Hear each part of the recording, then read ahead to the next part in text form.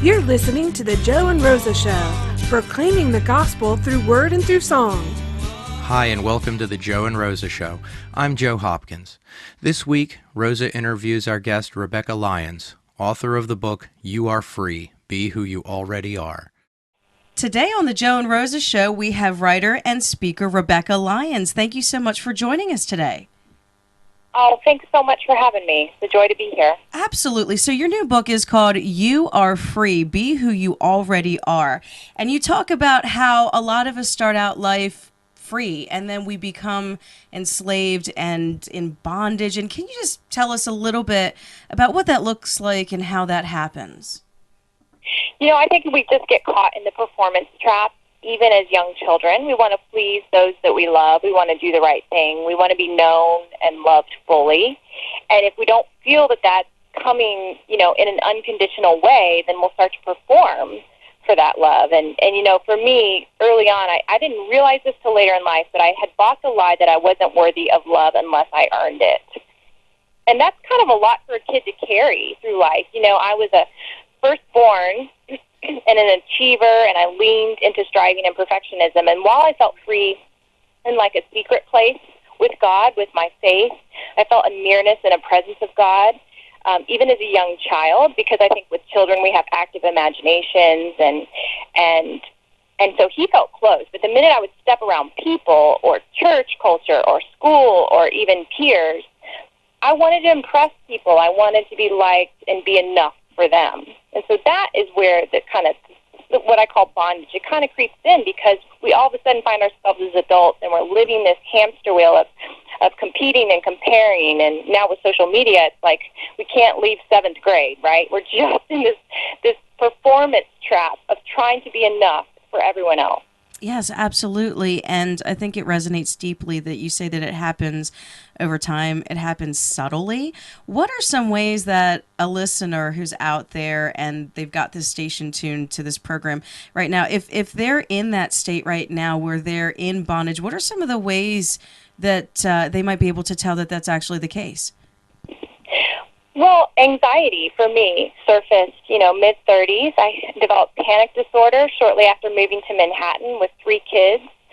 And I just remember, and my oldest son, who's now 16, has Down syndrome. And so even being strong enough for him, being strong enough for my younger 2, trying to carry all the balls and all the weight. My husband and I run a nonprofit, and we've been leading that for about 15 years, and we're now both writers.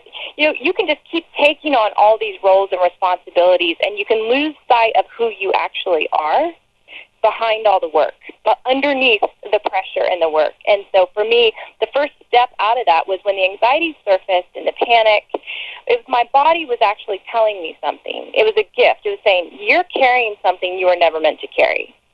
So let's back up. And so partly I had to just stop. I had to have a cold stop right around that time where I just got quiet and I got still, and I went before God and I just said, why do I need to keep score in life?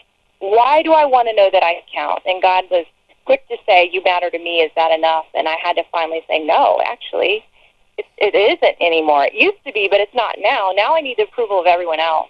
And just by saying that out loud began a healing freedom journey with my faith. It was where I realized I was operating out of a broken heart, and God quickly said, public affection will never heal private rejection. So you're carrying a private rejection, maybe where you've been held at arm's length, even through your adolescence. And so you're operating out of that wound that says, I'm not worthy of love unless I earn it. But if you confess this and you get it out there, and God cannot heal what is hidden, so partly we just have to stop and say it out loud. And it's okay. It doesn't intimidate God. It doesn't push him away. It's just being honest. But when we begin that honesty, I then quickly followed with a prayer that said, please heal my broken heart. And he does. He does. That's what he does. He's the healer. So it began a 3-year journey of him showing me all the places that he wanted me to live free. Absolutely. And so what you're talking about is, it just sounds like I see it on social media every day. We're striving for public affection, and you're being very honest here and saying that it comes from a broken heart. and that people that have been the recipients of rejection, they're trying to find a way to heal that wound in all these other counterproductive ways, and it ultimately leads to bondage, and it's such a subtle thing. So when you started to experience your panic attacks, you realized that there's something wrong. What were some of the ways that God had you redirected, or what were some of the ways that he had you do life differently to come out of this cycle of bondage?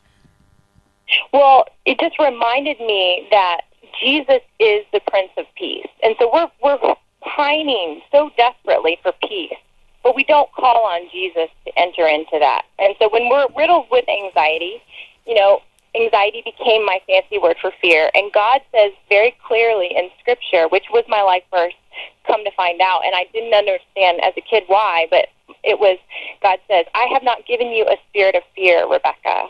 I've given you power and love and a sound mind. And so then I'm thinking, then where is this fear coming from if it's not from you? Why is it here? Do you care about it? Do you see it? And can I invite you into this mess? And are you willing to help me walk out of this? Mm-hmm. And so just by that invitation, God's a gentleman. He doesn't force himself upon us. We have to be the ones that beckon and invite him in to whatever our pain looks like. And so just by doing that and doing it cautiously and earnestly but honestly, saying, okay, if you're peace, and God did rescue me out of a panic attack. September 20th of 2011 in New York, I finally found my voice in the middle of the night, 3 a.m., and I said, rescue me, deliver me, I cannot do this without you. And my body broke mid-panic attack on the bed. Now, I could say that was instant, and it never happened again.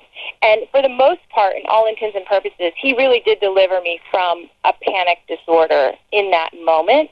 But it doesn't mean that I haven't had any fear since, or that I don't have anxiety still, or a smothering feeling, or a tightness in my chest. And if I'm locked in an elevator that won't move longer than 30 seconds, I'll have a panic attack. It's not that we're invincible, but what does happen is that God is near, and he always makes a way of escape. And so now, every single time I've started to feel fear, I cry out to Jesus. I literally cry out his name, and I invite him in. I said, you're the God of peace. Blanket me with your peace right now. So we start to have this very active, ongoing dialogue with God that never ends, because trouble always wants to come around the corner. Absolutely. So it's more about how do we respond to it. Absolutely. That's so powerful. And I do want to touch on this. Your tagline is, be who you already are. Can you go into more detail about that? Yes. So basically, Galatians is a book in the Bible on freedom, and it's not written to those outside the church. It's actually written to those who claim Christ, who are sons and daughters. And what he says is, he said, before Christ came, you were slaves, and you were subject to the law, and you had to do all these things to perform and achieve forgiveness of sin. But when Christ came, he was the offering, so there was no annual offering anymore, which means God says to us then, so I will never again remember your sins or your lawless acts. Basically, God's saying, because of Christ doing the work on the cross, he's freed you from the power of sin that leads to death. So when God looks at us now, he sees the righteousness of Christ over us. But all we see is our sin and our condemnation and our self-loathing and all our brokenness. So we keep labeling ourselves like, I'm this, I'm that, I'm this, I'm that. I have all these things that are wrong. And we literally take on the identity of our brokenness, whereas God looks at us and sees the identity of our wholeness. And so that's where the disconnect is. When I say be who you already are, it means be the whole person that Christ has already made you to be. Don't continue to claim the bondage of all the things that you're suffering from right now, because you make attachments to those things and you live under the identity of those things. And in the book I call them ankle weights.